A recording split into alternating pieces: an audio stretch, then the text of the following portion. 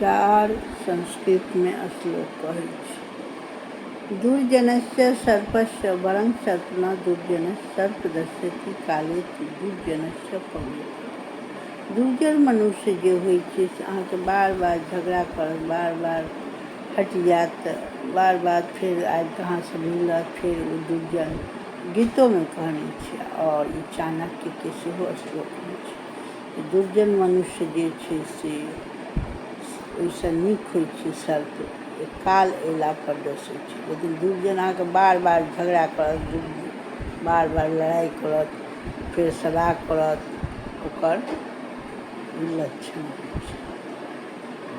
प्रणाम, जय मिथिला, जय मैथिली।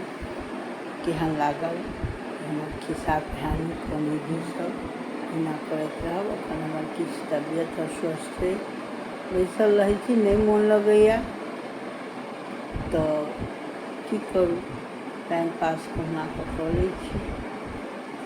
फेर हम नीक नीक गीतसब एखन नहि गाबि रहल छी, सब गीतसब, बहुत गीतसब बरसाइतो, बहुत गीतसब हमर पेंडिंग अइ, सब अहाँ सबके सुनाएब।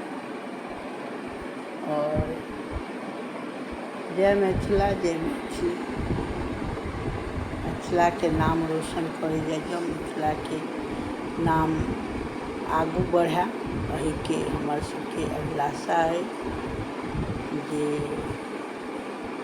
सीता माताके गुणके बखान होइ। जय मिथिला, जय मैथिली।